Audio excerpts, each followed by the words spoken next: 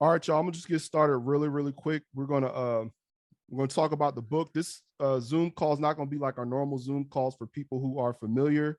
Uh, being is that we're just gonna talk about the book. We're gonna break it down. Me and Will are gonna go through it uh, pretty much chapter by chapter, point out things we saw.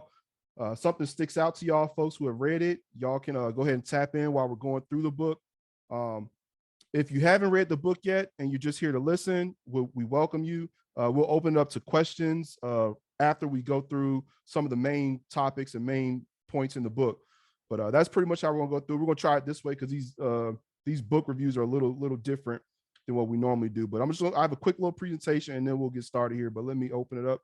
Hey, Mark, are you around the computer? Can you admit people? I got you. All right, good luck.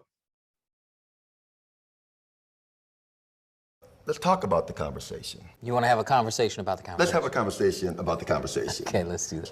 One of the things that you make a statement about is that it's not what we are saying in our relationships, but what we're not saying. Yes. Yes. Tell me what you mean by that. When I talk about the conversation, I want to be very clear. I talk about it on three different levels. First and foremost, it's the conversation with yourself. Right. It's that honest conversation, looking yourself in the mirror and saying, this is who I am, this is what I want out of my life, and these are the actions I'm taking, and do these actions fit with what I say I want? And most of us, myself included, and that's what I talk about in the book, the answer is no. My actions that I talk about didn't necessarily fit what I said my goals were. Right. And so that's that honest conversation, looking in the mirror. Second is a conversation that you're talking about is with partners and potential partners. Not sending the representative. Right. All of us tend to send our representative. We will, act a certain way. We'll put on these airs. We will do these things, and then we'll choose not to say things that are really who we are. Right. A lot of brothers will put on. We will act a lot tougher and a lot not very vulnerable, and we won't really say, this is what I need. This is the things that have happened to me in my past that I haven't even figured out how to get over yet. So I don't even know how to enter into a positive relationship with you yet. Right. But maybe we can do this together if I'm honest with you about it, and vice versa. So it's that conversation with partners, potential partners. And the third is the big conversation with community, family, and other folks.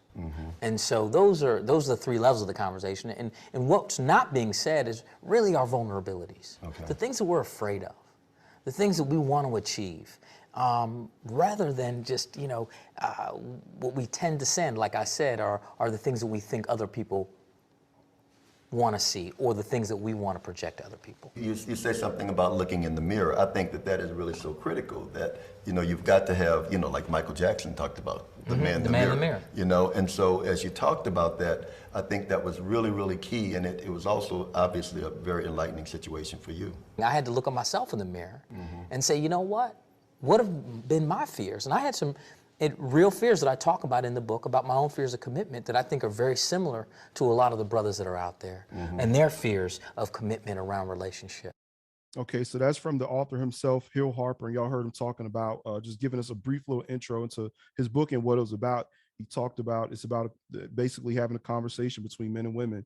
He talked about the conversation that we have with ourselves, then the conversation we have with the people we're engaged with romantically, and then talking about the larger conversation that we have as a community. Kind of like what we're doing here. We're having a large, broad conversation, but there's three different sorts of conversation that he'll kind of points to. But I just want to welcome all the new group members. A quick little brief about what these conversations about, what this group is about. We're socializing and meeting other positive people. We do online and in-person meetups. We're a meetup group that's created for Black people, but we don't discriminate on others based on race, religion, or sexual orientation.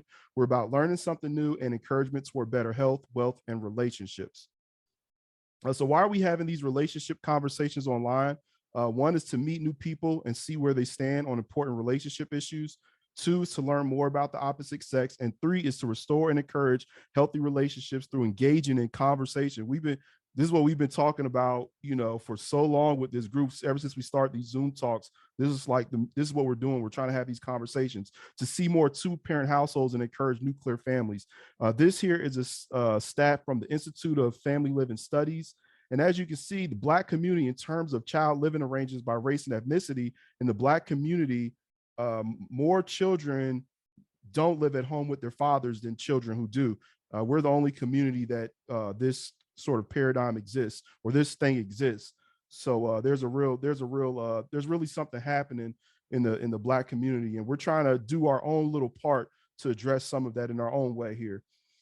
Some history. Prior to the 1960s and 70s, Black folks were the most coupled, the most married, or by coupled I mean married. But after the 1960s and 70s, something changed. I have some theories on things that I think may have possibly influenced it, but these are just my theories, and these are theories that other people have speculated may have caused a disintegration of the Black family and marriage. But I'll let y'all decide. But the key point here is that before the 1960s, we were the most married, but then something changed. As you can see, these are some stats a little bit closer to today. As of 3 years ago, 50% of Black men have never been married. Let's see, 48% of Black women. And in terms of the whole US, you can see we're lagging far behind in reference to other groups. So there's a real marriage crisis in the Black community. Just some upcoming events really quick. We're doing a fish fry and game night this Saturday. It's in Decatur. Me and Kevin are hosting. Kevin is here tonight.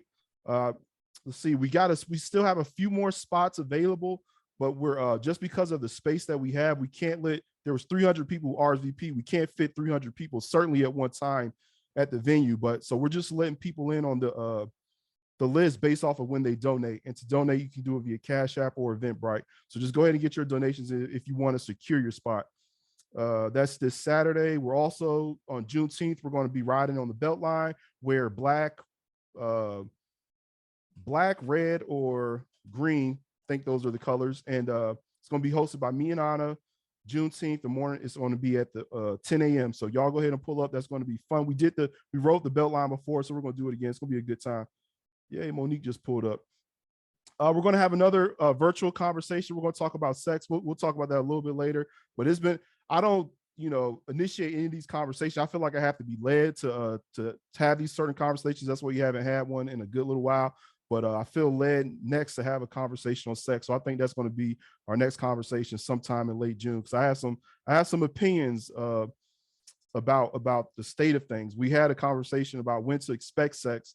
And I think some things were misinterpreted then, at least in terms of my position and other people's positions. So we're going to try to clear it up a little bit more, really dive in deep.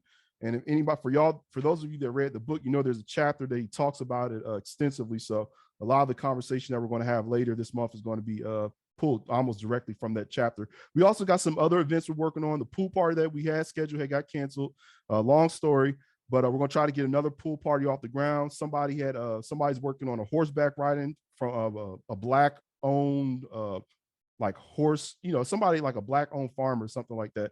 So we're setting up and we have plenty of other events coming. So y'all just stay tuned to your Meetup app and we'll keep y'all posted on different events we have coming up. Follow us on IG, Positive Black PPL. If you're on IG, we now have a group chat. The purpose of the group chat, if you want to, I got to go through all this. Y'all know it's like, man, can we just talk about the book? I just want some people who, don't know much about the group and they're new here. So I just want to get people updated on stuff. We now have a group chat on IG. If you want to be a part of the group chat, you want to have relationship conversations via, group chatting. If you're on Instagram, you can do that. Just drop your Instagram in the chat, and after this is over, I'll add you to it. We can only fit 32 people. So if you're not really that active on IG, don't even worry about it. But we're just going to have some relationship dialogues. We might, pull up different little articles and stuff and just post them. Y'all know how group chats work. So it's going to be a good time, another way for us to connect with each other. And also when we're doing real-time live events, it's just an easier way to communicate. A lot of times when we do these events, stuff, the communication via Meetup gets really, really tricky and it gets hard. Like it could be something simple like, we don't have any cups. It'll be easier if we just had like in a group chat, we can say, hey, yo, we're missing cups. And then people have quicker access to it versus trying to communicate things via the Meetup app, because Meetup app is not the best tool for communication via the comments. So we got a group chat going. So y'all want to just go ahead and drop your @ in the chat here. And after this, I can add y'all to the group chat. Max we can get is 32 people. If you're not that active on IG, I wouldn't even suggest going up there, because we want 32 people who are going to be kind of active, chatting away and all that stuff. So that's that. Also, my co-host for tonight is Will. I want y'all to check out Will's podcast on Apple Music and Spotify. It's called Quotes, Light, and Motivation. he had a great episode that he posted today on relationships, transactional and relational. I thought that was really good. Will, you got anything you want to say about your podcast, brother? Nah, just trying to, like you said, just trying to give positive energy to the people, usually go through, like we're doing tonight, either a book or something I've read or something I've come across, whether it's a movie, book, whatever. I'm just talking about, what I got from it and sharing that. So that's it. Yeah. I really enjoyed that the one on transactional and relational, because that's been something that's a little bit on my heart recently, because I didn't realize, I think I've been approaching my interactions in a more transactional way. And I think there's a reason a lot of us, I think we do that because we don't want to feel like we're getting got, So we're like, we're to be defensive, we start kind of engaging each other on a transactional way. But in your podcast that you had talked about the importance of trying to engage each other in a more relational way. So I thought that was real powerful. So y'all go ahead and check out Will's podcast on Apple and Spotify. All right, so now we'll get into it, y'all. Sorry for all the perfunctory stuff, but we just had to go through all that discussion of the conversation. We're just going to break it down by part. So, but first, we got a poll because I need to test the temperature. I need to see where y'all are at on things to see who I'm talking to. So the first thing we're going to ask is, what's your overall opinion of the book? And the second question we're asking is, where are you when it comes to, I didn't mean to word it that way. I don't mean modern dating, but let me admit that person, but let me go ahead and drop this poll. I think the question is more so, what's your current dating status? What's your current dating life? I'm gonna launch the poll, but let me explain the second question. Well, I'll launch it and then y'all can read as you go. So your overall opinion of the book, you thought it was good, thought it was bad, you read it, but you're indifferent about it, or you haven't read it yet. The second question is, what best describes your relationship status? Are you single and abstinent? You're not looking for anything serious. Are you single and abstinent, but you're looking for something serious? Are you single and not abstinent, but you're in either a situationship, you got an F buddy, you're engaged in casual sex, you're doing friends with benefits, you're doing some sneaky linking, you have some arrangements? Y'all keep it 100. Y'all keep it 100 because y'all be capping on a lot of this stuff. We know a lot of y'all are in the single situationship F buddy category. So y'all keep it 100. These polls are anonymous. I just want to get a general temperature of the room to kind of figure out where we go forward in our conversations and stuff. So just a quick poll to kind of see where everybody's at in the room.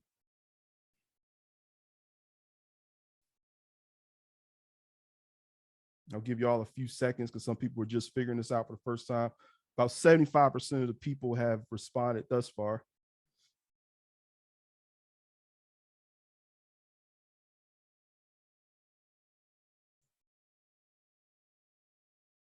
All right, I'm gonna post it up here, give y'all a few more seconds. So we're running a poll right now. For those who are just listening in, just hop to your computer, your phone real quick and answer the poll. We're going to end it in 15 seconds. It's the only poll for tonight. Then we're just going to dive into the book, and we're just going to talk about some stuff. And anybody can chime in, anybody who's read it, or if you have a question on something that's said, y'all can wait, y'all can ask questions too. All right, ending the poll. I'm going to show you all the results here. Share results. So as y'all can see, okay, about half of us read the book. This is about anticipated. 2 people read the book but were kind of indifferent about it. The majority haven't read yet, though. I guess they're just trying to see what we thought of the book and just see if this is a book that they should read. And I think that's good.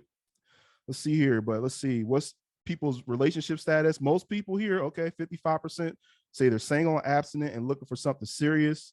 Only about 5 people aren't really looking for anything, but they're still abstinent.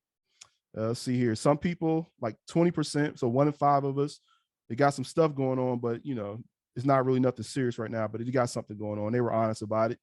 Let's see. Some people, okay, about 10% in a relationship, and okay, 10% folks in here are married. Awesome. Welcome to everybody. I just want to get an idea of where everybody was. Somebody who responded, read the book, but indifferent. Can y'all state why you're indifferent? Just really quick, because 2 of y'all, maybe 1 of y'all, if y'all want to chime in really quick, just to give us why you were indifferent about the book. Nobody thought the book was bad, so that's interesting.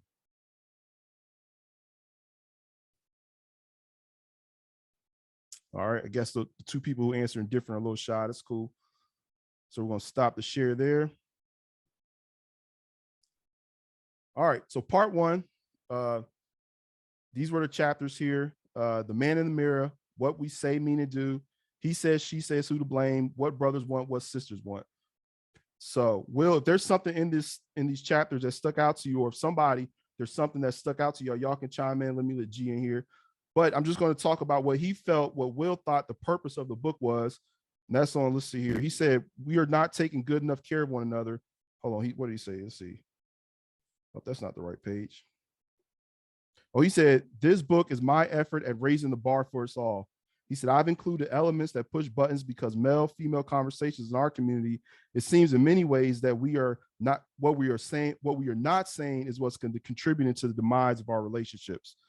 And he said, I hope that in the conversation we can become friends again, because we are, all of us, the newest, best, and most perfect model of human being. And we all deserve to be unreasonably happy. So that's his purpose and motivation for writing the book there. Chapter 1, Man in the Mirror. Let's see here. In the Man in the Mirror, page 13, he said that, let me try to find it real quick. Well, he said, if we're honest, we'll be forced to acknowledge we're not making the most of our present and our best choices for our future. Most of us are addicted to patterns. So what do you think about that, Will? Would you I definitely agree. I definitely agree with that statement. I think for people's perspective of relationships in general, I think have a negative connotation. Like if you're single, it's like, you kind of want to vet somebody before you jump into a relationship, right? And so, it's kind of like, I don't want nobody coming in changing what I'm doing or changing what I got going on. I just want somebody that can kind of add to what, I got going on. And I think that kind of limits us a little bit because we're not really opening up to the possibilities. He talks about that a lot, or patterns of, this is what I do, this is what I eat, this is what I listen to, this is, kind of what I do, and not being open to, other advice or other options. So I think it's powerful, that first chapter, looking at yourself first. Okay. And if somebody else wants to weigh in while we're just talking about part 1 right now, y'all can there's like a reaction button in Zoom. Y'all can just hit that reaction button and you'll be in the queue, and we'll call on you if you want to say something. But oh, what's up, Gina? It's good seeing you, Gina. What you got for us, Gina? Hey, Cardo, happy belated birthday. Thank you. I agreed with that, addicted to patterns, and it was because I was just talking to my brother who is single as well. I'm newly single as well, but that people, they say they want a partner, but really, like Will said, you just want someone around while you're doing what you're gonna be doing anyway. And that's totally different than having a partner where you're kind of integrating and having, how they showed in 2 circles with the circles overlapping, and the relationship, the us part is where we integrate while we still remain one in the other areas of life. But people don't really want that. They just want 2 circles that kind of hover around each other. Well, I'm not going to say they don't want it. That is how their behavior kind of goes in that direction, even though they say they want a partner. Mm-hmm. And that's a good segue for us, Gina, into what chapter 2 is about. I'm gonna get you in there, Joy. Was what we say, mean, and do was chapter 2. And then let's see, page 28 and 29, talking about the biggest problems with relationships. One person believed that it was you have to stick it out. A lot of people aren't willing to stick it out. And then the guy, from the guy's perspective, he said, you asked what the biggest challenge to Black relationships. I have to say friendship. I don't think a lot of people find themselves in a relationship with people they like and are friends with. What you got for us, Joy? Hey. Hey. I'm new to this, but I like to talk and I love discourse. So welcome. I appreciate you giving me the opportunity to speak. Addicted to patterns, on point, Man in the Mirror, where I'm at today. A lot of the things that we pattern, right, has been instilled in us since children, right, in our community, in the messages we receive through media and different things. So that addicted to patterns really hits home, because it's not until you get into relationships sometimes that you realize the patterns that you've just been kind of going through really without even thinking. And when someone else challenges that and someone else brings that to light, many of us are like conflicted, because we're like, what you talking about, Willis? You know what I mean? We don't even know that we're doing these things. And it's not until we go into that real deep study of self that I feel we are prepared to, one, switch up the pattern and change it to be ready for, what you talk about, that integrating circle.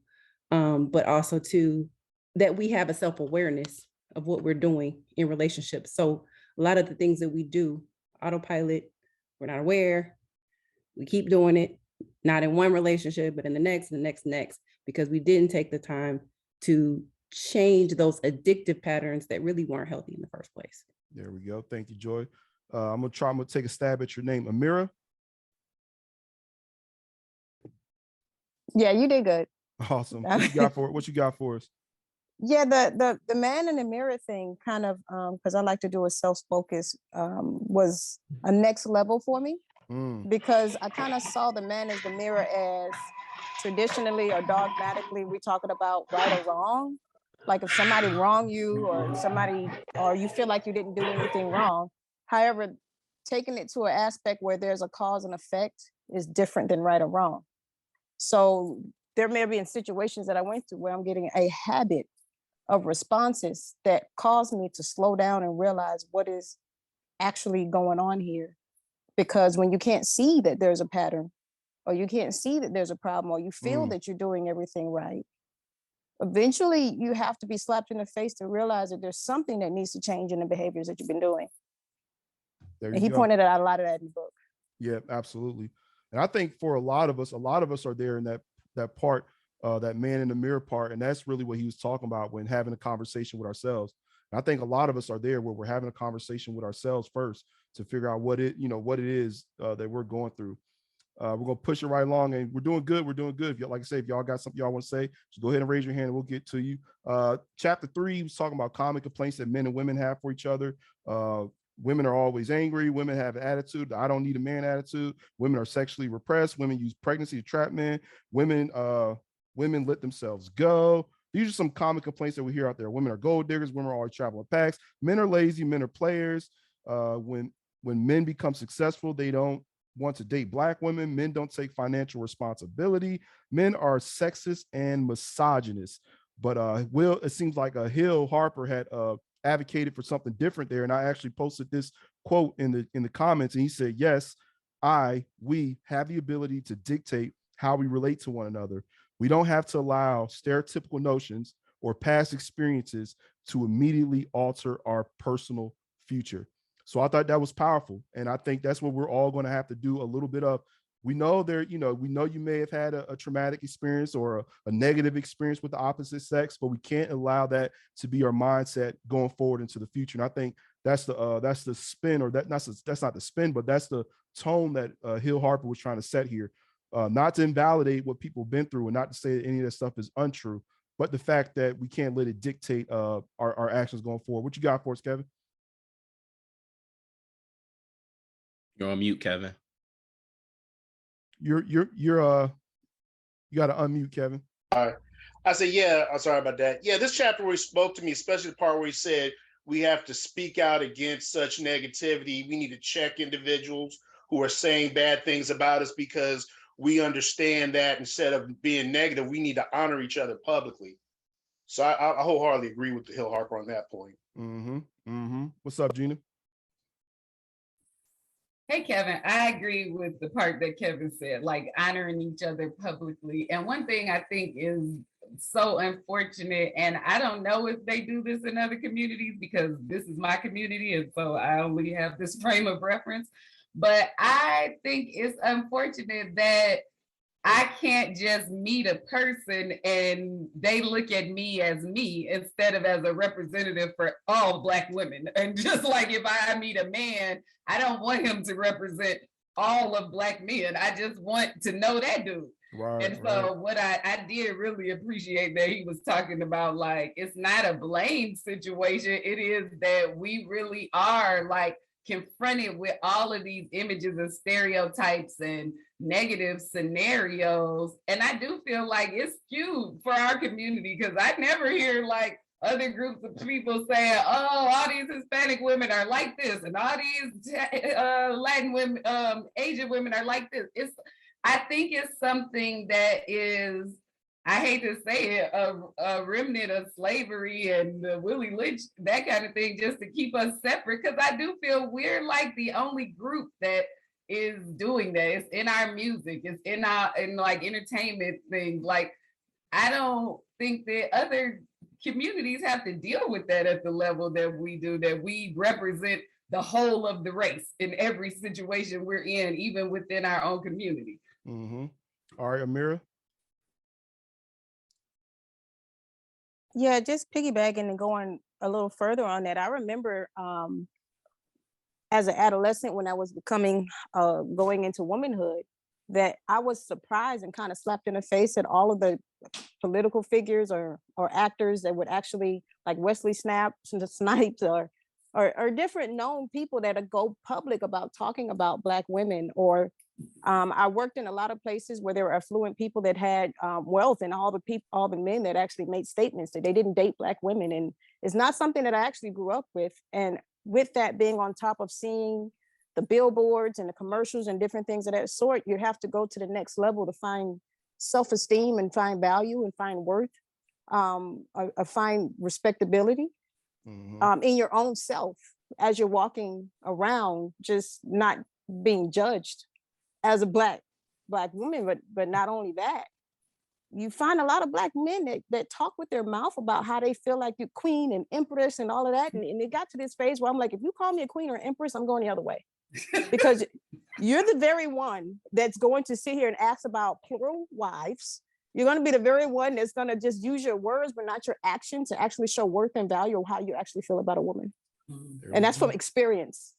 All right, what you got for us, LaToya? That's interesting. I do wonder why we do that. Why do we bash each other in public? You know, why are we so public with this thing? You know, whereas other communities don't do it. You know, so we got to get a handle on that. What you got for us, LaToya? Amira, I really appreciated your comments. I feel like that really touches on the way that we treat each other and how we publicly bash each other. It really touches on parts of the problem.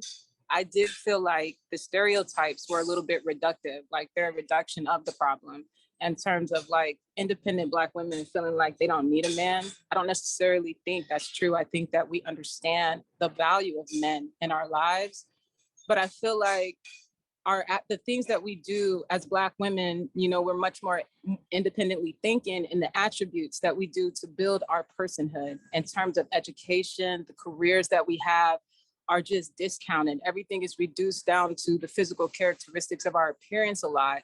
So when we are living on an elevated level, when we have a master's or a doctoral degree, when we're making good money and we want a counterpart that has a similar level of education or a similar level of financial stability, it's like we don't have access to those so-called high value men because we don't fit the aesthetic for that particular group. I feel like that's part of the problem. So then we end up having to take less.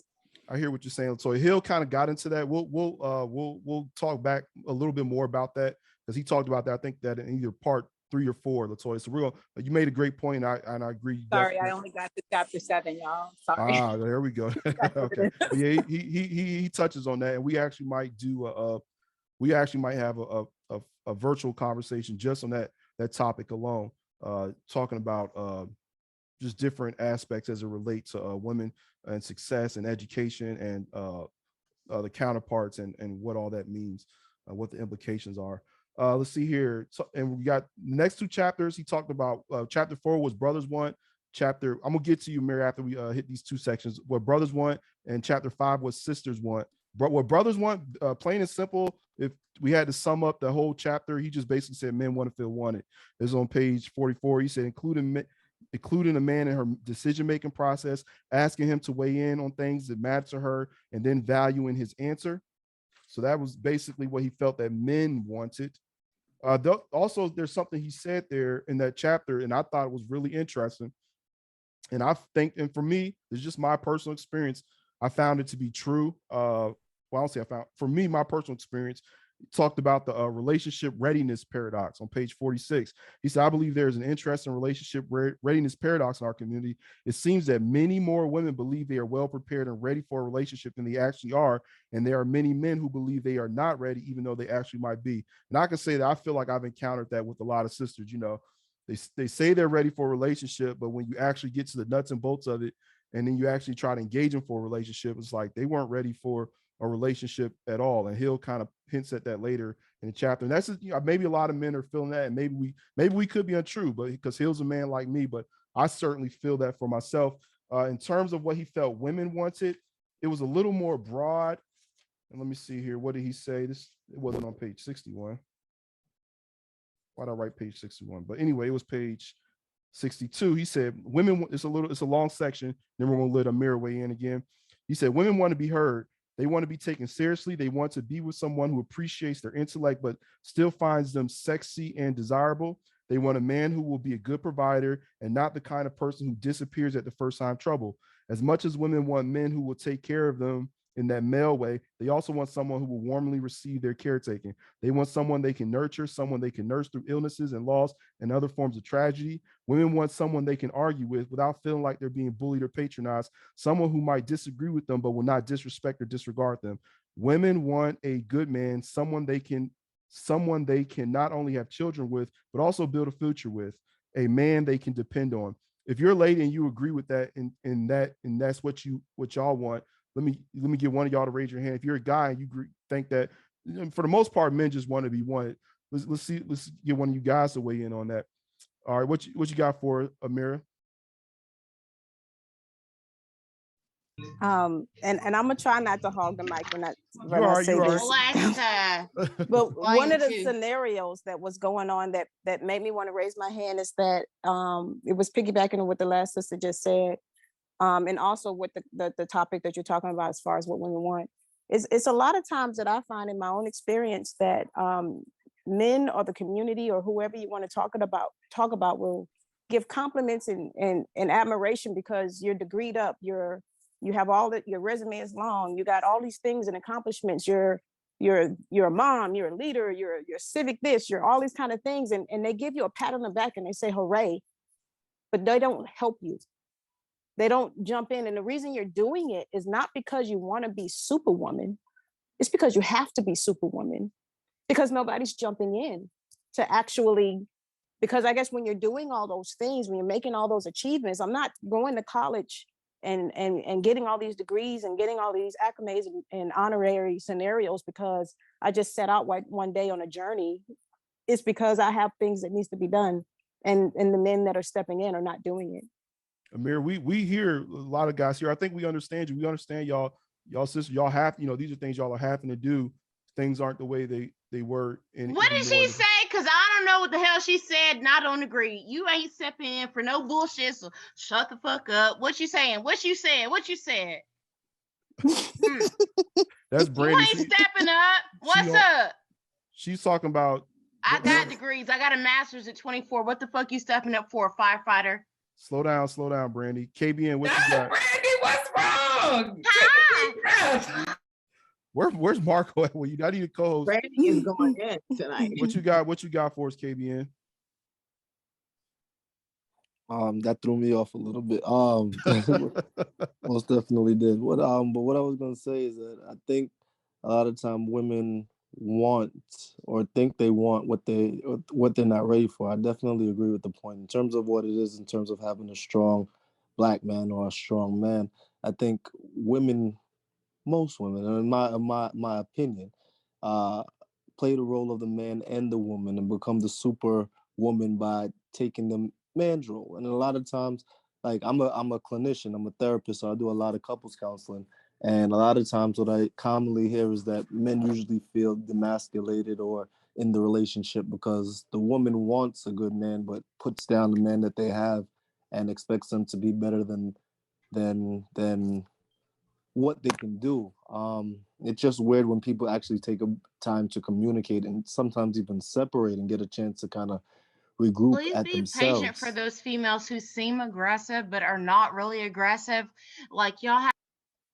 Brandy, I gotta meet you. Brandy, if you want to weigh in, Brandy, just raise your hand, you know how to hit the reaction button. Just hit the reaction button so we're not cutting people.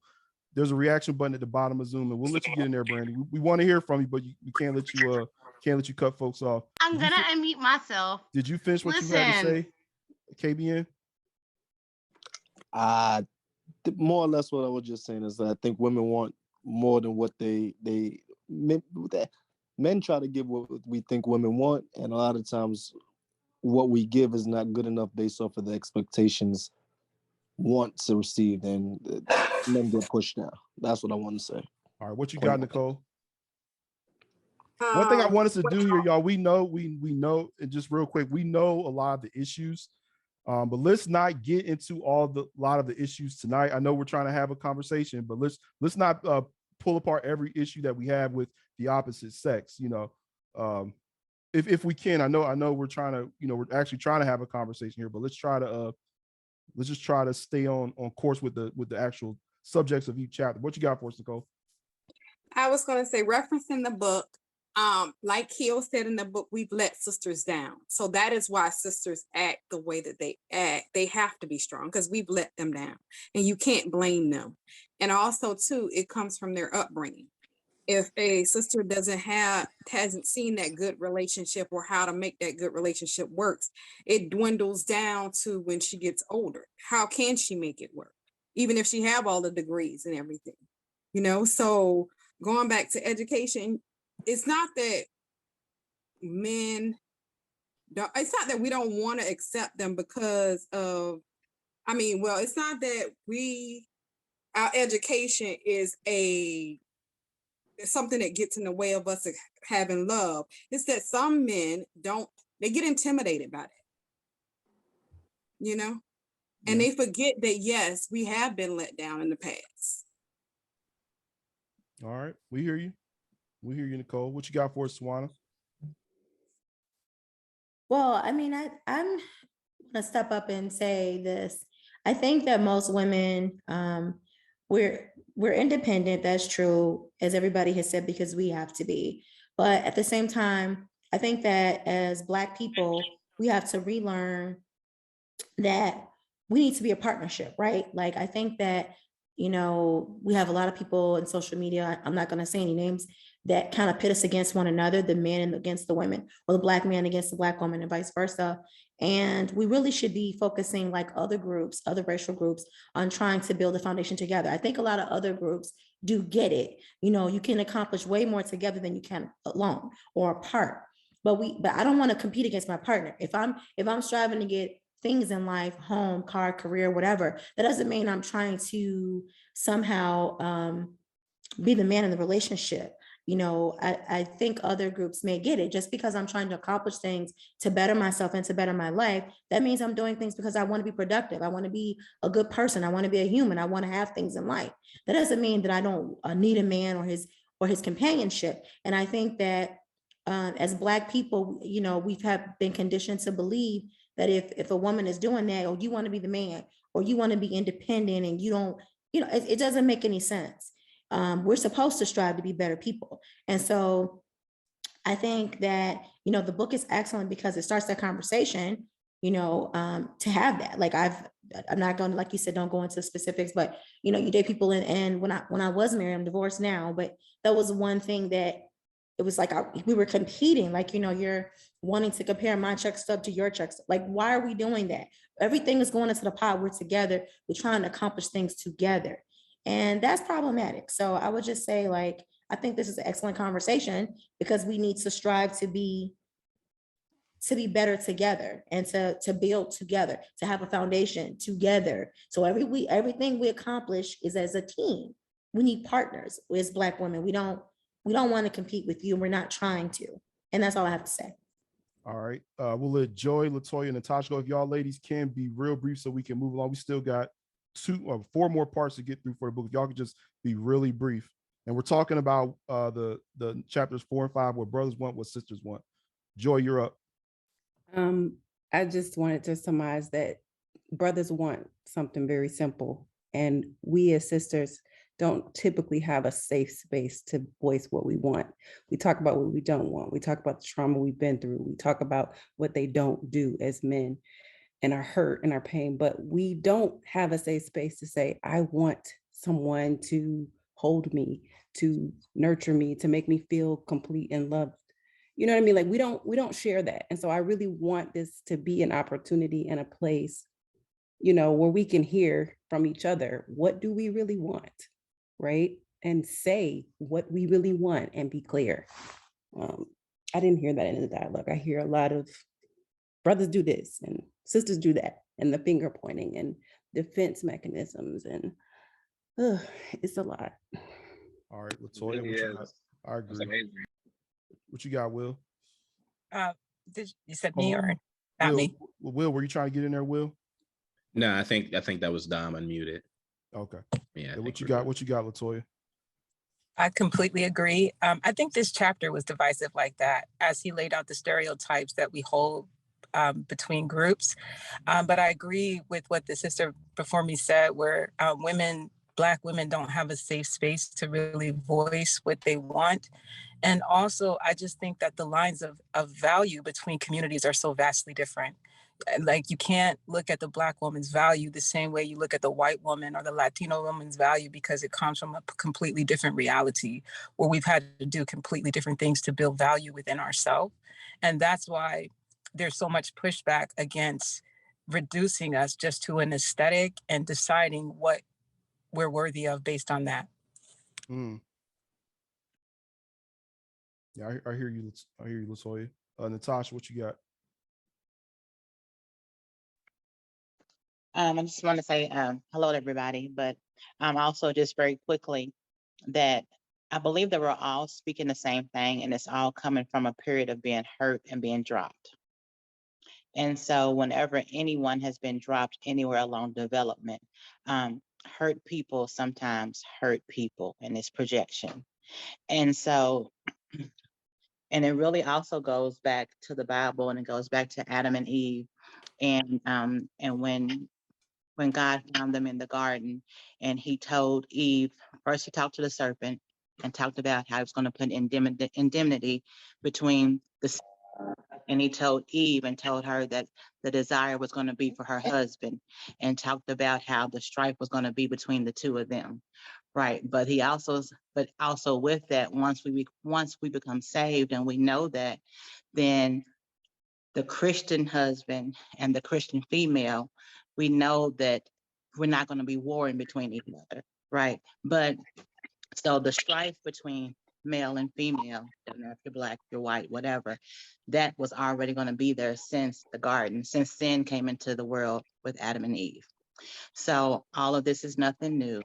But at the same time, about speaking the different language and the different hurt and those type of things, we just all have to be able to come to the table and be able to sit down and say, okay, is this a safe place? Is this a safe place where I can hear you and talk to you with no offense? Because in the world, the Black man is attacked, and in the world, the Black woman is attacked, and we are attacked daily, right? And that also goes back to the Bible as well. So we're all going to be attacked, and they want us to be separated. So it's like, is this safe? Is this safe? And if I'm not safe, if I can't talk to you, if I can't tell you how I'm attacked daily out there in the world, if I can't get you to cover me daily, then guess what? You're not for me, and that's fine. And you go on your way.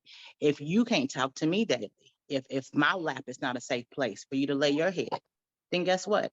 You're not for me either. And that's cool. Nothing wrong with it. Oh, Natasha, let me get Lena in there, Natasha. That was great commentary, Will. And I think Will Hill Harper has said that the book he has surmised, he said that women just want to be heard. And I think we're listening to the ladies here. I hear a lot of common themes of what they're saying. They want a safe space to have a lot of these, to get some to say a lot of things that's kind of been pressing them for a little bit. So I think he'll seem to be right on money, at least from what we've been observing tonight. But thanks, Natasha. We're gonna let Lena get in there, and Ryan, we'll get you after we go into the next section. We see you got your hand. What you got for us, Lena? Okay, thank you, Carter. And I agree with everyone, so I just want to say hello with all the great comments. I wanted to kind of just touch base on what one of the sisters said regarding, accomplishing your goals and, your career and education. And then where the men, I guess, feel some kind of way. I just think that it comes to, yes, we can do that, we can go after everything that we want to go after, but you still have to have respect. And I think that's sometimes where that disconnect comes, because sometimes some women, not saying all, we can get to a point where we have so much accomplished, and then when you come across people, if they're not, you feel like they're not on the same level, then there's kind of a lack of respect there. So I just think that it goes just both ways for both men and women, but we just have to have that common respect. And I think it will be it'll be a change, but we definitely have to get there. So that's all I want to say. All right, Ryan, we'll let you get in there because we heard from a lot of sisters. We haven't heard from a brother. Go ahead real quick, Ryan, if you could.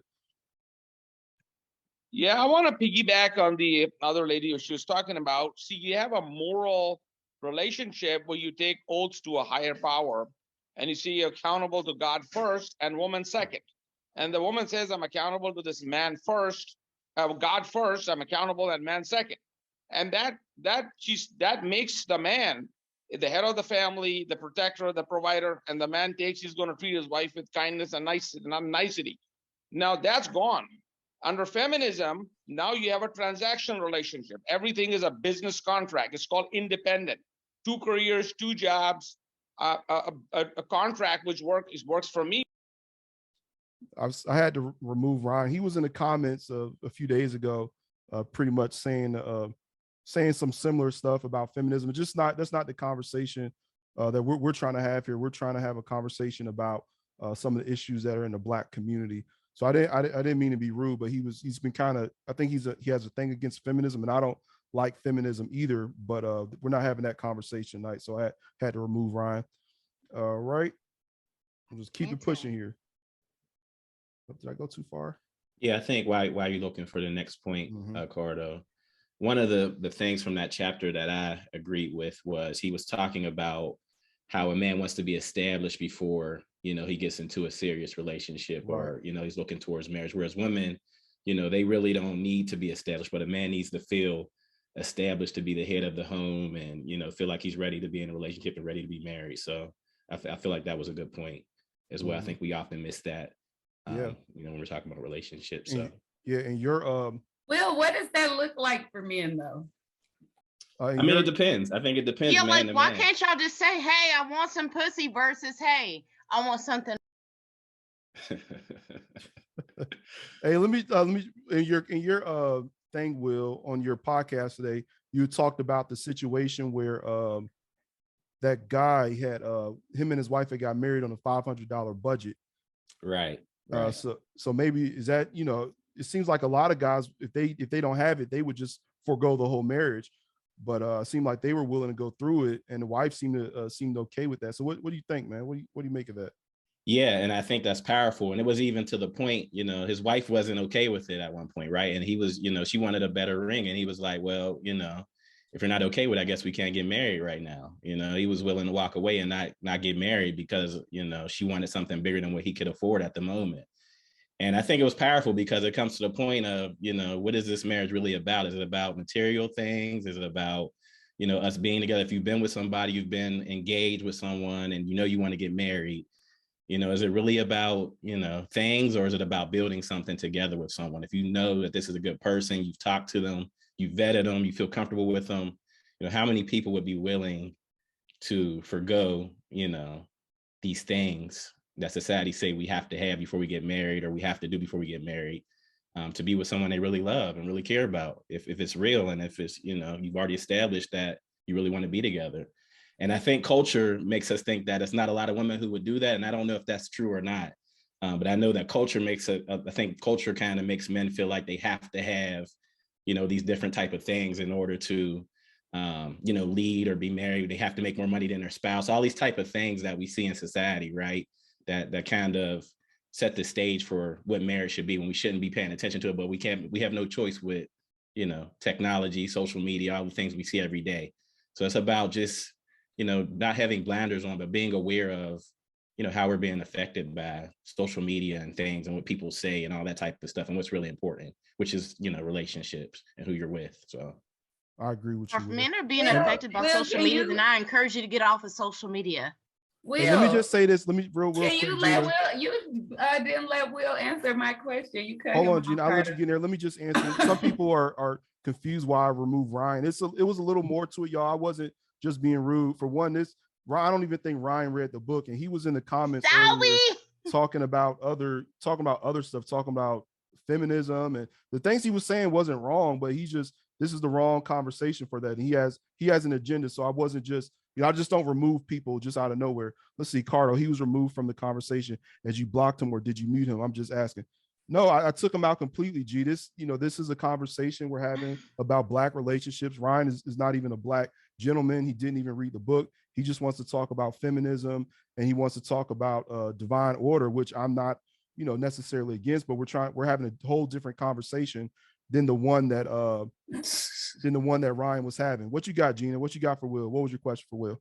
My question was, when he said men want to be established, and I know you said it's different for all men, of course, but on average, what does that look like? Is that making a certain amount? Is it like owning something? Like, what does that look like on average for a man? It's kind of hard for me to speak about averages, right? When we're talking about that type of thing, I think it's different from person to person. I mean, I think a lot of it has to do with how you're raised, honestly. I mean, if you grew up with a healthy marriage and a family that had a healthy marriage, I feel like you're more realistic to get married earlier. I feel like if you grew up with a single mother, single father, whatever the case may be, in a single household, you have some reservations, or you've seen divorce, you have some reservations about getting married in general. But I don't know what the percentages or what it looks like to be established. I think it varies from person to person, honestly. And I don't know that that's the overwhelming deciding factor on whether or not to get married. I just think it's one of the factors that affects whether men get married or not.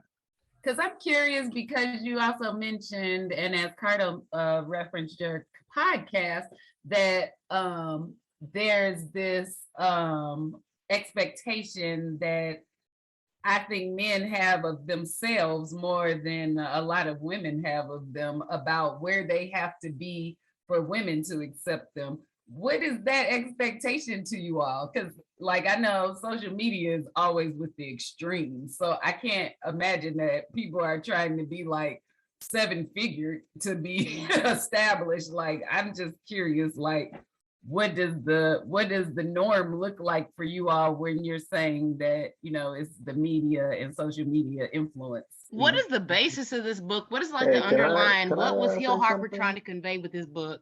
What was going on?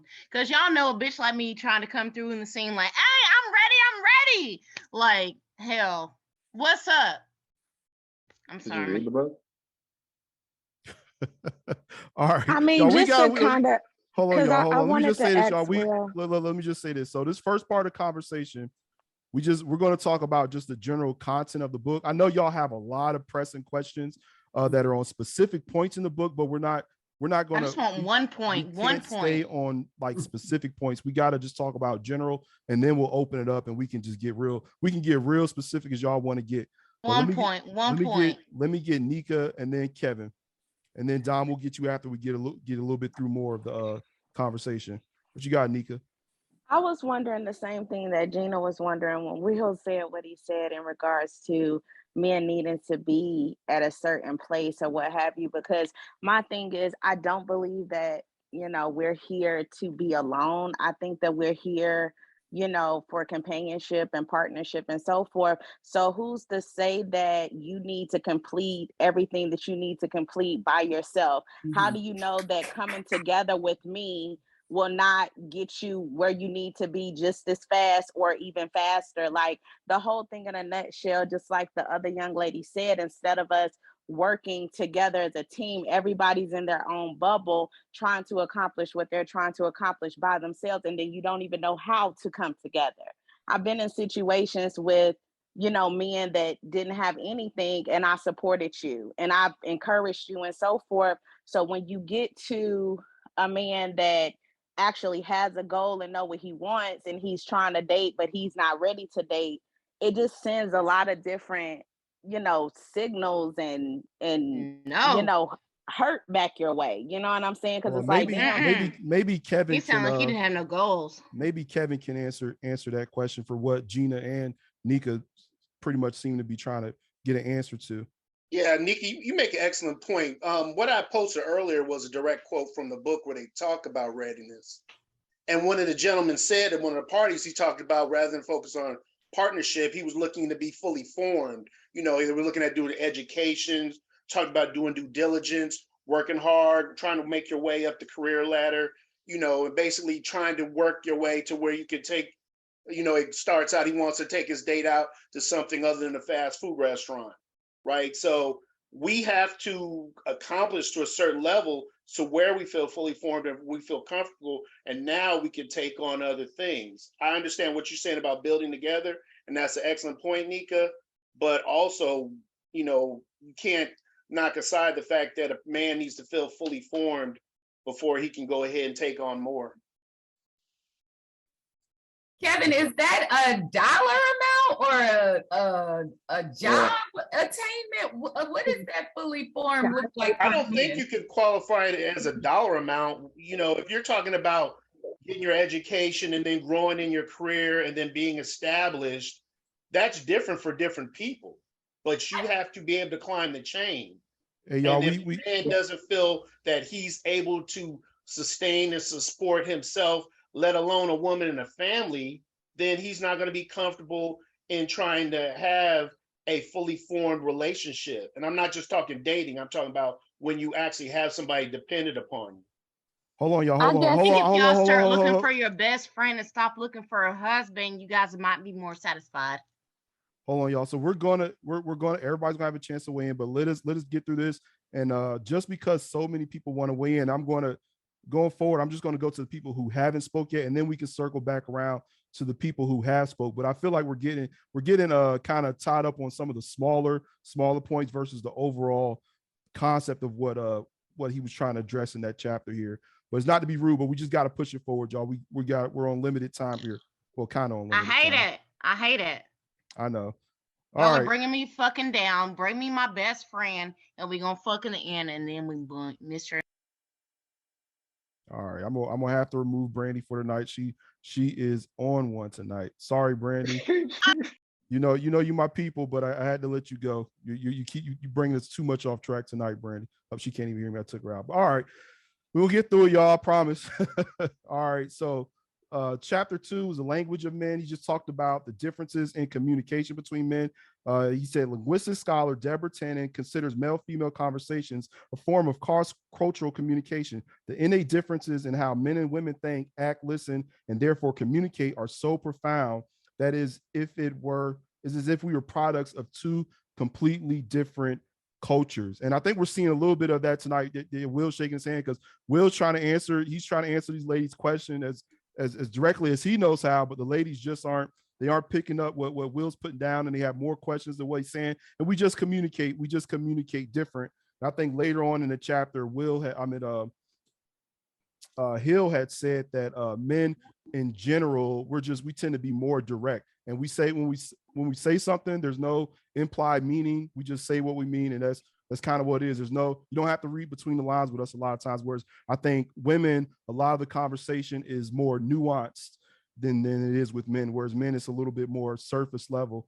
And then he talked about some things in general that, let's see, when it comes to language of men, he's talked about nagging. He talked about fishing for compliments and dropping hints. These generally are things that men don't like. Dr. Brandis Jones, we haven't heard from you. What do you got for us? I saw you had your hand raised.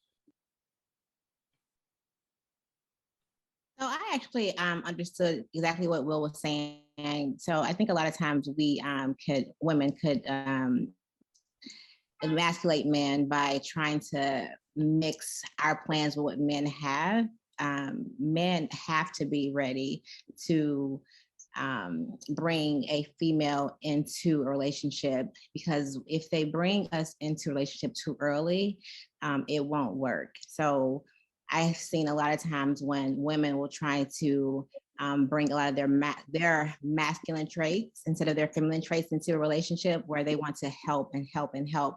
And men will secretly resent their over compensating, and the relationship will, falter because of the women trying to do too much. And yes, women say, I supported him for doing this, this, and this, and the business, or he took off and then he left me. Yes, because he secretly resented you. And two, the relationship may have not, grew to the point where you thought it should have grown because you all spent so much time working on the growth of the business where, you should not have been working on that anyway. And then you broke up, and then now he's going to go do what he should have done before you met him, because he should have been focusing on his mission and vision while he was dating you. So you should allow the man to work on his mission and vision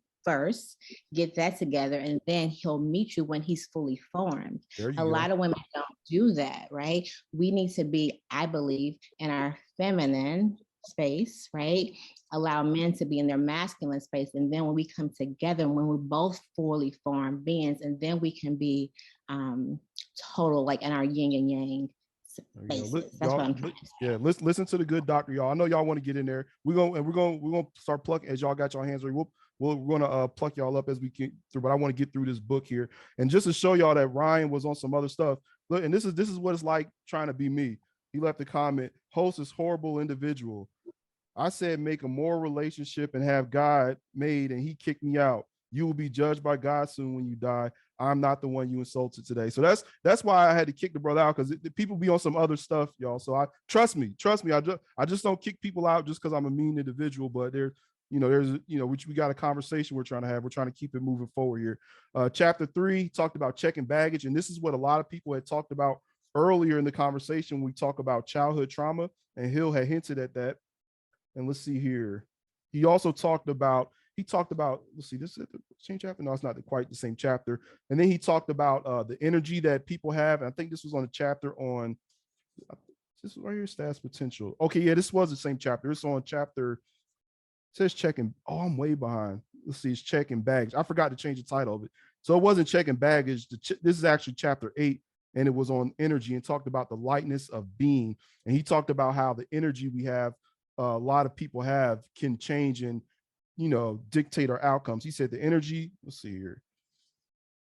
Will, if you want to pick it up, I'm trying to find these highlights here. Yeah, I think he was talking about like a girl's night as opposed to when a guy comes into the situation. Like a girl's night out, they're having fun, there's a lightness to it. Right. But if you introduce a guy to the situation, it changes the whole dynamic. The whole energy of the night is changed just with the guy being there. Right. And he was talking about how men, we want that lightness. We don't want everything to be so heavy all the time. Like we don't want to have deep discussions all the time. Sometimes we just want to have fun with our spouse or in a relationship, right? And he was talking about how we've gotten to the point where we're so combative and so back and forth that we can't even have lightness with one another. So I think that was the main point of that chapter about energy. Yeah, and I found the quotes here. He said she just pulling on some random stuff. She anticipated disappointment, and it became a self-fulfilling prophecy for her. The main element that differentiated one group of women from the other group of women was their presence, with some of them embodying the kind of internal quality that men are just drawn to. The energy constantly moves onward to engage the world. The effect that this has on other people is one of attraction. Joy is contagious. So he just highlights that. And I agree completely what Hill was saying, where you have two women, and all things being equal, one of them just appears to, seem to have an easier time dating and easier time engaging men. And I think it's what Hill's talking about here with just the overall presence. What you got for us, Lena?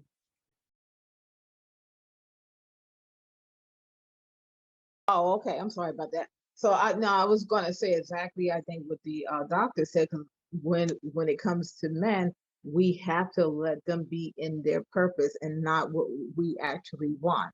I mean, I've talked to a lot of people, and I think earlier someone mentioned that they think it's an excuse when a man says he wants to be at a certain place, and it's not that excuse.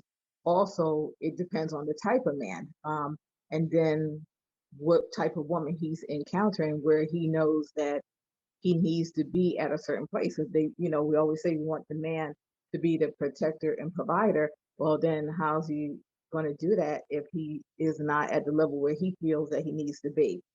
So I do believe that, we don't need to be trying to push men into where we want them to be, and we don't need to be helping. I think once he gets to the level of where he is comfortable, then it'll come together, because as Don just said, because then they'll wind up in that secret resentment and then going off with someone else, and then you're mad because you done did all of this with him and then it didn't work out. So I think we have to learn to kind of relax and understand what a person is saying when they tell you exactly where they are, regardless of how much you may like them.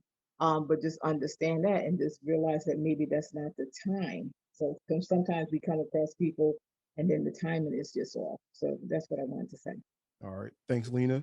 Chapter 9, I forgot to change the titles here, but chapter 9, it was called Status versus Potential, looking at the Obamas. He talked about how, now this one, I want to hear what one of the ladies have to say. And Amir, if you're listening, Amir, I see you right there. What do you think about this? He had said this, and he had used the Obamas as an example, talking about how when Michelle first met Barack, he was driving a car that was, had a hole in the floor and what have you. But he said that people tend to look for status in a mate when they should be looking for potential. And I feel like what we often hear from a lot of ladies these days is that they shouldn't look for potential. They need, the guy pretty much should be fully formed. So what do you think about Hill's recommendation to look at potential over status? What do you think about that, Amir? Well, first off, let me give you kudos for moderating, because this is a tough job you have tonight. It is. Kudos. And you are really handling your business. I actually agree with what they're saying, what he's saying in that, especially because we can already automatically see a vetted example of how that worked out. And for myself, if I self-focus, that's something that I start off. And I think a lot of people start off with a pure of heart and pure of intention before we get to a place where our hearts get heavy. Overall, when I was sitting here listening to a lot of the comments that's been happening right now, I don't like being generalized and stereotyped as a Black woman and putting it all in a big group. But also, I know that I did was I vented a little bit, as well as I also hear a lot of myself and others that have generalized ourselves or generalized. We cannot quantify an individual into what we're talking about tonight to solve the issue of a personal situation of relationships. I think many people on this line have been listening or have already tried a lot of things and are trying to figure out what the problem is. I think many people tonight, and myself included, were very open to potential. And I think that what's going on is that a lot of us need education about some of the principles that were brought out in the book, not calling him per se the expert. He never called himself an expert as well. Mm-hmm. Just bringing up these conversations so that we can go ahead and realize that we're all thinking a lot of the same thoughts and not having the same communication of, like, if you're somebody who grew up without knowledge of finance, you can also be someone who grew up without knowledge of relationships, just like we can also point out what he pointed out about what happened in the 1960s and 70s with the welfare and how the families were broken up. I myself find myself researching and trying not to take things personal, but also recognizing the problems and the hiccups that I've been having along the way about what's not working, what's just not working. And the taking the personal, just like taking a lightness of heart. I know the difference in myself right now as being a 36-year-old woman and the difference of when I was a 19-year-old woman as to what was going on. And I wouldn't change anything for the world about some of the personalities and the wisdoms and the lessons that I've learned. But I also understand that I have more to learn if I haven't gotten the results that I'm looking for. And ultimately, we can't find the results on this line generalizing this person or, matter of fact, we cannot generalize as what's wrong with Black men, what's wrong with Black women. We're all, I think, and I don't want to assume, trying to figure out how do we get to our next step, because we all realize we got something to learn right now about understanding the other person's perspective. Yeah, very true. Great commentary, Amira. Dr. Brandon Jones said, I can see potential for growth on what he already has. So I think that's an interesting perspective there. I think she said a lot. Toward the end of that chapter, something that I highlighted because I thought was interesting, I felt this way. He had asked a question talking about women that he had dealt with. He said, did she want to be married to me, or did she just want to be married? And that was kind of more or less the way he, his thoughts were. And I certainly thought that about a lot of women I was encountering, like, do you want to, like, do you actually like me, love me, want to be married to me, or do you just want to be a married woman? So I think that's a lot of the thing that men, I know it's a generalization, but a lot of men may feel that way here. There you go. Now you can highlight that.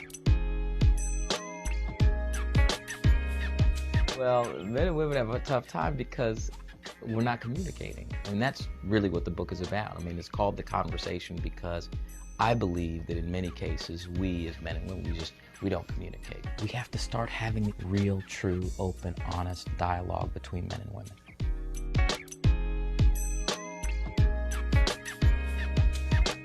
First, it starts with the conversation with ourselves and taking a really honest look in the mirror and that honest assessment.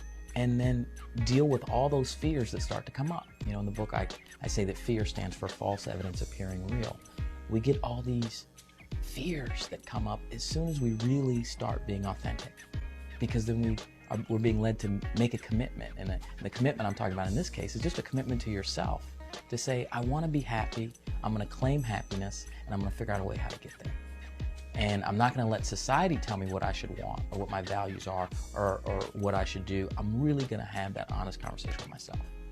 It starts there. And once we get that conversation done, then we can go up to our partner or potential partners and say, this is really who I am. I'm not sending a representative. I'm not playing games. This is really who I am. And that starts the conversation. There you go. That was more of Hill Harper speaking a little more about the conversation in the book and what it was he was trying to accomplish there. Part 3, the chapter titles were commitment, talking about basically just commitment issues that a lot of people seem to have. The following chapter was Euros, talking about sex and lust versus love. He had talked about Euro sex defined. I thought that was really, really interesting. I don't want to talk too much about this sex topic because that's going to be our next virtual conversation. But on page, 120, he said, we are having more sex than Euros or good sex. He talked about Euro sex. He said it's uplifting, loving, and positive, and in no way damaging, hurtful, or unhealthy. So that, I thought that was pretty profound, a profound observation he had in talking about sex. Cheating, was the following chapter. He talked about complicated matters. He talked about issues that some have. We're talking about dating divorced people or people with children. And he talked in the following chapter, Gone. He talked about interracial relationships. And in these particular sections, Will, in part 3 here, was there anything that maybe that caught your eye or anything like that, brother? I think there was one part where he was talking about the tie the knot traits that I thought was pretty good. Say that again. One part we was talking about the tie the knot traits. So basically, right. What men look for, like the 5 traits that separate the woman, that men date as opposed to the woman that men marry. I think one was she's exciting and always evolving. Right. She really loves sex. Right, I saw that one. Yeah, she makes it clear that he's not her entire life. The 4th one was, yes, she still conveys how very important he is to her. And then the 5th one is that she wants him to be the best man he can be. Mm-hmm. I thought that was spot on for, most men. That's what they're looking for. I feel like you summarized it pretty good there. Yep. Latoya, you got your hand raised. You got anything on part 3 here? We talked about commitment, talked about Euros versus sex, talked about cheating, talking about the complicated matters that we typically have dating nowadays, and talked about interracial relationships. You got anything on any of that, Latoya?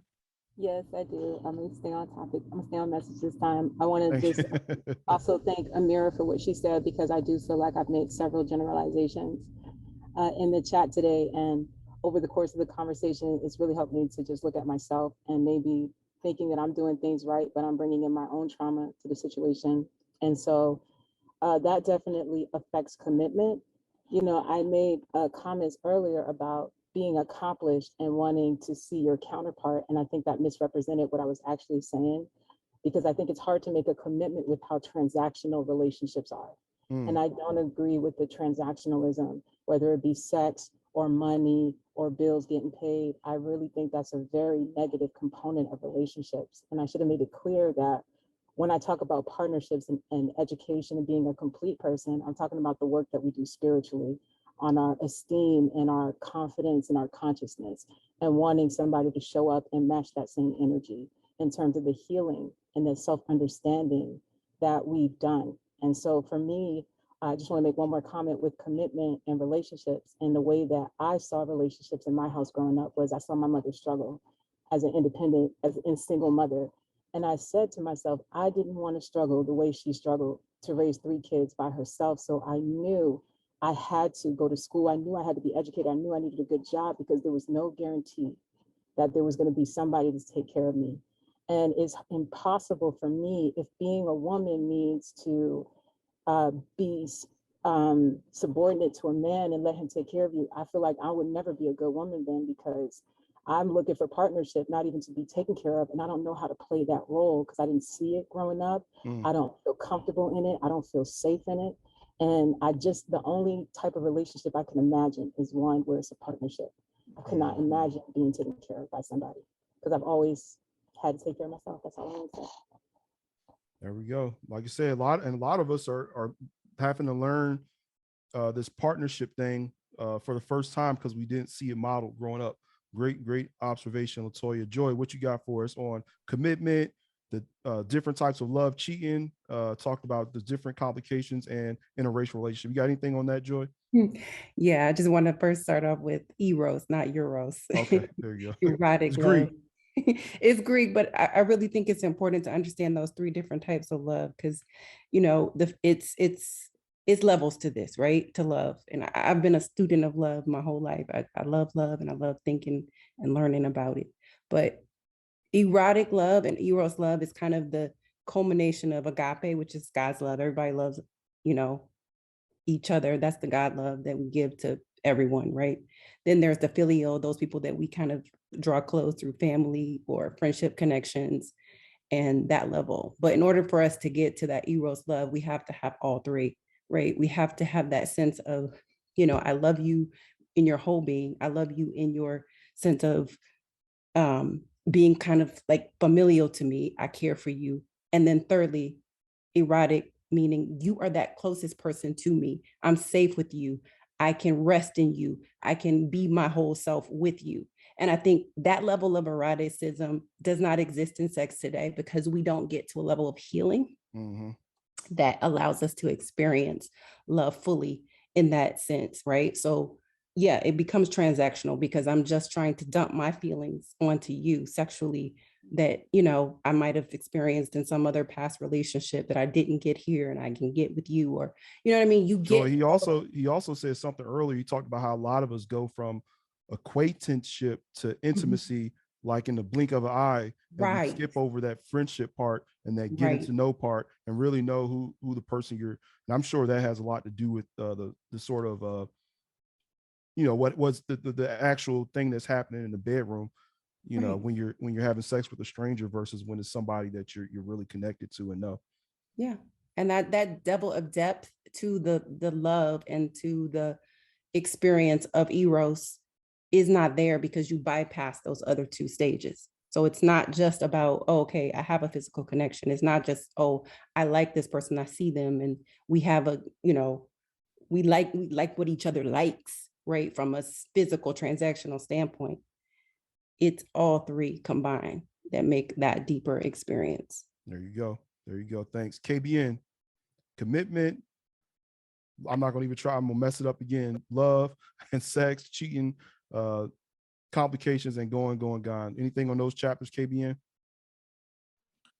Now, when I had commented, it was just kind of to comment on one of the other stuff. I didn't read the book, but I'm interested in reading the book based off everyone's comments. Overall, I think everybody liked it, but since you're talking about something off topic a little bit, just if you could be real brief, KBN. I was just saying, based off of just in terms of the cheating and the commitment, I heard or in a training one time that they were saying that in relationships, a lot of relationships should go ahead and schedule sex dates, which I think was just weird. It's just like, because a lot of times in relationships, and I'm talking about marriage where there's love, the expectation to have sex and stuff just doesn't come because you just get used to just I don't know, just used to, I guess, not having it. And opposed to when you're in a relationship or courting somebody, you go out and you spend money and you do things, and a sex date is kind of normal. So I was just there what somebody had said, and I had wanted to comment that. It was a while ago, but this is a great discussion. Thanks, KBN. We're making it work. We're trying to make it work. A lot of opinionated people here tonight. What you got, Ken? On the chapters on the screen here, on the subjects on the screen. What you got for us? I was just going to say, when the discussion was having about the commitment, it's going to vary from person to person. Like, these books are great reads, it's entertaining for these conversations. But if anyone thinks that someone can make a manuscript for 8 billion people, they're delusional. Only in this country we try to do this crazy stuff. Anywhere else in the world, you have a conversation with people in a relationship. What did you look for? This person made me happy. It's real simple. I think the reason why we make things complicated here, because you ever heard there's a thin line between highly educated and stupid? America's the poster of that saying, because anywhere outside this country, it's very simple. It's basic math. But here, people want to go to conventions, buy the books, go to relationships. I think we're probably the only country that have relationship experts. So for me, it's a generalization, but do you think here in America, and we're having this conversation that was directed toward the Black community. Do you think in general men, I know it's a generalization, but do you think in general men have issues with commitment? No. In America, no. Have you seen the immigrants that come here that look like us? If it was us, then it would be all of us with these issues. But when they come here, it's simplistic. When I talk, because I usually talk to sisters from Africa, it's real simple. Can you make me happy? Can I depend on you? That's it. It's like you can put it on a gum wrapper. But if you got needs that can fill a yellow pages, Jesus can't. You could, because most of you like to pray to Jesus. Jesus couldn't even make you happy. Like, you're never gonna be happy if you got too many demands. All right, thanks, Ken. Ken always really like what you had to say. Can I comment on that real quick? I think in order to be happy, you have to be able to trust. And a lot of times, what I was saying earlier, if you don't feel wanted or appreciated or loved in a relationship, it's hard to feel committed to something, and that's when you tend to cheat. You cheat for that commitment or attention that you get from somebody else who makes you feel what you once used to feel. All right, we're rounding the home plate here. There you go. KBN responded to you, Ken. There, just gave his perspective on it. Part 4 was a short chapter as well as part 5. So we're rounding the plate here, y'all. We're gonna open it up. I know y'all got some stuff y'all want to get out. Oh, Nakima just pulled up. Let me let Nakima in here. Let's see here. Erasing the rules. In that chapter, he basically talked about how a lot of us, we approach relationships with rules in mind. Y'all, I know we've all heard about the 90-day rule thing. There's all these little rules that people had heard. And in that book, in this chapter, Hill was basically just saying that a lot of that stuff we just kind of need to just throw out the window and really just try to find some stuff that works for us instead of all of this different stuff here. Like, there's a rule that I think somebody talked about, or one lady, popular author, had wrote and told women that if it's not within the first 4, if the man doesn't plan a date within the first 4 days of meeting, like if there's not 4 days in advance, don't go on the date, and it doesn't take everybody's situation to account. So in that chapter, he said we need to just do away with a lot of those rules because it's not helpful for us. Mad Money, a lot of what y'all were talking about earlier in this section on talking about the struggles of being a successful woman in today's day and age and feel like y'all are misunderstood. He had talked about that a little bit in that chapter called Mad Money. On page 190, there was a quote. He said, and we're gonna have a conversation on that because I think that we need to dive deep on that. We just don't have really time to really dive in on it tonight because that, like I said, that whole really all these chapters can be conversations within and of themselves. But he said, according to the 2006 U.S. Census, the more education and money a Black woman has, the less likely she is to marry and have children. So we're going to have a virtual conversation. We're going to try to break some of that down, hopefully. And we're going to try to look at some data and really pick that apart to see what's happening there. And ladies, y'all are going to really have a chance to weigh in on that then, because I know it sounded like earlier y'all are really trying to talk about that. In the chapter on Angus forgiveness and letting go, he just basically just talking about baggage that we carry from childhood, things we started to talk about earlier. Anything on part 4, Will, or anybody else, something y'all want to talk about within these issues? We kind of beat home the women education and money piece, but what about rules, the common rules that people have going into relationships, like 90-day rule. Any of y'all are holding to like some rule that y'all heard that, you know, is anybody brave enough to admit that they're holding on to some sort of rule? Well, Carter, I think the most important rule is to really take your time to get to know a person before you really jump into anything with them. Mm-hmm. I agree with that. Yeah, but that seems like a reasonable thing. I think what Hill was more so talking about, like some of the more crazy things, like stuff. You said we gotta let that go, basically. Part 5, we're rounding the corner here. What you got, Bacchus? What you got for us? You said like some rules that we're holding on to. Was that the question I just heard? The question was, are you holding on to like any rule that you heard someone say that nah? No, I got my own, so it's crazy enough as is, but it's been working for me, so I keep but it. This is something you came up with. You weren't taught this by someone. Oh, no. I think everybody needs their own rule for their own life. I mean, you could take everyone's advice, but you can make your own decision. But yeah, never mind that. All right. Yeah, I can agree with that, June. What's up, KBN? I was gonna say the 90-day rule probably came from the Steve Harvey book. Act like a thing. I read the book. That was a different topic, but I think it's a good rule for certain people. But I definitely feel like if you jump into sex or anything before, as long as you're still building on something, because that's a part of the relationship too, that is important. Whenever it turns on how mature you are and what you're looking for. Some people are just looking for sex. Some people are looking for a relationship, but it's not clear at the time what they're both looking for. Kevin provide a point of clarity. He said the 90-day rule came from the book, The Rules. All right. Part 5, he talked about the converse. What you got for us, Nika? I was gonna say like a lot of those rules, like I don't have any anymore. But I think it was like in the last section in part 4 where he was talking about women having conversations first, or it might have been a conversation, it might have been in the book, or either a conversation I was having with my friends about if a woman has condoms, then she's promiscuous instead of like trying to protect herself. Like it's kind of hard to have the difficult conversations when it comes to like some of these things. And did he mention that in the book, or was this just a conversation? Okay, yeah, that was because and I've been in that situation before to where that was questioned, and it's just one of those things where it's like, why is that even coming up? Like, it's just a lot of difficult conversation when it comes to this. And so some of the rules are not necessarily for you guys as a man, is more so for ourselves, so we're not looked at a certain type of way. Yeah, and I can't even front Nika. I've done some like, I'm not gonna front. I've been on the other side of that where a woman was quick to pull out or when she had a condom, and I was like, it does. I don't know. It's weird. It's we don't understand.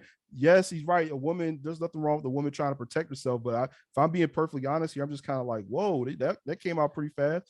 Like, where'd that come from? So I mean, there's a lot of misunderstanding. And that's a difficult conversation. I mean, in this situation here, most men are going to carry latex condoms where I'm allergic to latex. So I'm going to be prepared and have non-latex condoms. You know what I'm saying? But why wasn't that a thought? It was just a thought that maybe I'm promiscuous. The condoms aren't open. It's not like half a box is missing, but yeah. All right, what you got, Bacchus? That's why you buy condoms in single packs. But anyway, we all know that we make rules for some and we break them for others, depending on how we feel with them, right?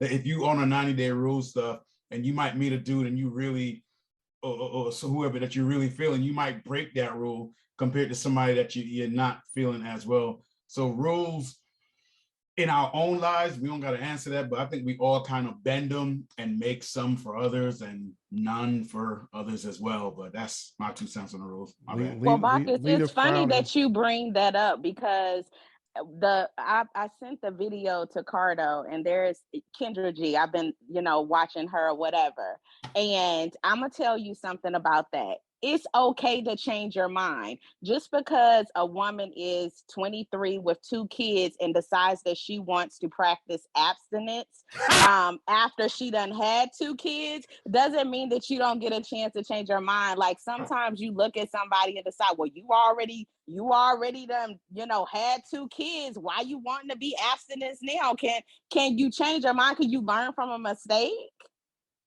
You have the freedom to change your mind at any given point. Just like I have the same choice to change minds soon as you pull me onto that bullshit. Right, So because the guy the should born not be the again victim virgins of the with 6 mistake. kids, and what the born again virgins with 6 kids, and now they're about God and all that. And now I got to take you out on 1,700 dates and spend all this and pay all your rent and meet your mama and pay her cataract surgery and all that shit. Jamar Quavison had to do that, and he got 2 kids out of it. So look, once you put that on me, like, oh, okay, that's cool. You know what? Respect that. I'ma holler at your loose ass friend back there who's down for the get down. So shit. I hear what Box is saying. And I don't, I definitely do agree that a lot of ladies they make their rules for some and break their rules for others. But yeah, we're gonna finish up this part and then we'll open it up and then we'll let y'all have at it. Part 5 talked about what is a conversation party. You invite folks over. You say we're having an event, and it has to be both men and women. Okay, you're gonna have this party, and we're gonna have fun, and we're gonna enjoy each other's company. But as people come, you can have them do it many different ways. The way I like to do it is I have people write down questions. What are some questions that you'd like answered by someone, the thing that you don't understand most about someone from the opposite sex? Give me some of those questions. And then also write some things down that you think you ask. These are questions you ask of yourself. We put all these things in a hat, and we mix them up, and we sit around, and we read the question. No one knows who asked the question, and then we talk. Everyone's welcome to weigh in on an individual question. It ends up being not about the questions that are in the hat. It ends up being about the sharing of information of people in this event. So everyone has things they can learn and to share, and that's why conversation parties work, and that's why anybody can do them. Okay, so Hill Harper there in that clip, he talked about the conversation party he had. And if y'all don't think we not gonna have a conversation party, y'all got another thing coming. Just give me a venue, give me a date. We are gonna have a conversation party. It's gonna happen. We just need a venue, and that thing is definitely happening. Because I looked at it, I said that is right up our alley. Because we de facto have a lot of those. Yeah, I was gonna say, we already do it. It's just not anonymous questions. That's the only part that's missing. Yeah, I think that's gonna be lit. So just somebody, if y'all know a venue, y'all know something, holler at your boy. Let me know, and we're gonna have that. We're gonna dive in. What you got, Kevin? What you got? Yeah, I love the idea of the conversation party that he talked about in chapter 18. I mean, just folks getting together and having that open dialogue. People talked about a safe space. That's definitely it. Also, just want to talk about chapter 19. And I feel like when you talk about chapter 19 and Man Up, I feel like this is the point where Hill Harper differentiates himself in this book about many other books, because not only does he say stuff to men that, are applause points, but in this chapter, he actually holds us accountable and says things that we need to do, things that we need to stop doing, and things like that. So I think that was a pivotal chapter. And one other thing about the conversation party chapter, I don't know if you're going to go over the example you talked about, the Black Wilma, Black Fred, but if you haven't read the book, we've experienced a lot of that tonight, and I'm just going to leave it at that. Oh, yeah. So Kevin had just talked about that chapter on Man Up. And let me just read, I'm just going to read a lot of highlights from that chapter, because that really struck me too. And he said, we have failed in the area of Black male responsibility and accountability. We as Black men rarely hold other men accountable when we clearly see that they are not living up to their responsibilities with the women they are dating or married, and even or worse, when the children they have fathered. He goes on to say, as we witness the residual damage on the family structures in our communities, in part because of lack of male responsibility, it is time for us to hold each other accountable. He said, we as men need to have the courage to check the behavior of our friends, or we will never see a change in the way Black men and Black women relate. He said, last but not least, there are some men who are in perpetual adolescence. So he was really going in on the fellas in chapter 19. And I can't say that I disagree with what a lot of what Hill was saying there. And I'm gonna be honest, I was waiting for him to get on the women, and he never did that toward the end. I guess because he's a man and he's holding men accountable, and I'm all for that. I think Marco just let that person in. But did you have anything for us, Dr. Brandon Jones? I saw you raise your hand. What you got for us? This is like 2 comments ago, but I'm sorry. Women absolutely do have the right to reclaim their vaginas. So that comment about you can't have 6 kids and say that you're a born again virgin, I'm sorry, that is absolutely wrong. So you can totally say that I am a born again virgin, or you can say that I'm not having sex. I don't know. Women have the right to reclaim their I don't think that Bacchus was saying that women can't say that. He was just saying that he doesn't have to deal with it. And I kind of agree with he doesn't, but I'm saying like a woman has the right to reclaim their vaginas at any time. And so no man can take that away from her. So, okay. True that. So that was it. Overall, I think as we saw in the poll earlier, everybody enjoyed the book, everybody who read it. If you haven't read the book, please go pick it up. If y'all been listening to the audio copy, go ahead and support a Black man. Buy a book and get it as a gift for somebody else.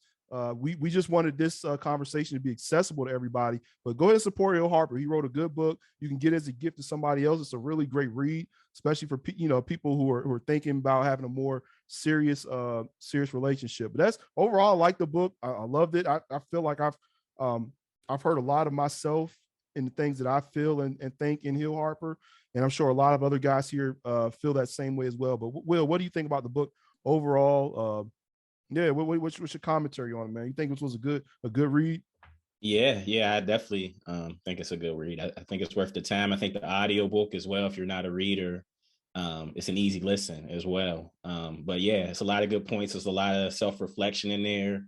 It's a lot of good information. To think that the book is like over 10 years old is like unbelievable to me because it's so relevant. Yeah, somebody in the comments said things have changed. And I was like, from what I'm reading this book, it seems like this is all relevant today. Yeah. If things that may have gotten a little worse, but the things that he's talking about, the issues that we face, the solutions that he's put forth, I think that is there.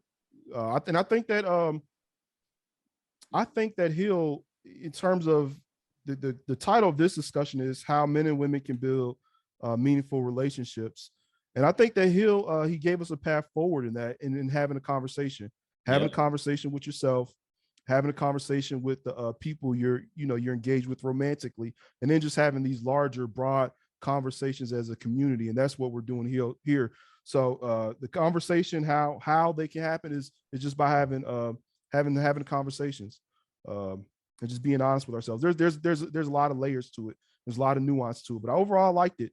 Does anybody else want to say anything before I stop the recording? Just if you're on camera, just raise your hand. I can let you say something. We're going to post it. If anybody wants to know where these recordings are posted to YouTube, so for people who missed the conversation can view it after. Last time we did a book review, we didn't record it, and then some people were like, "Man, what? Y'all didn't record it?" So we're doing this for the benefit of people who couldn't be in attendance, who maybe want to check out the book and hear what other people had to say. You're welcome, Latoya. You're more than welcome. And I'm going to end the recording now. And we're just going to open up. We can have a free-flowing conversation. Somebody wants to say anything. Let me stop. What was that last